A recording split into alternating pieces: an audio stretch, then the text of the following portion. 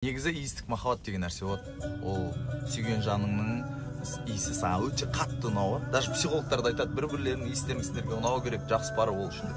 Тіпті ол адаммен қазір бірге болмасаң да, бір жерден соның парфюмінің иісі келіп қалса, көптеген воспоминания келеді. Сол туралы ән бұл.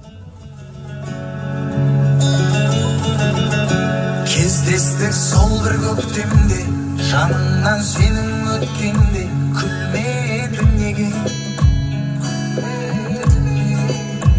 Танысыйсың сепкенде, сол иіс саған жеткенде, білмедің неге?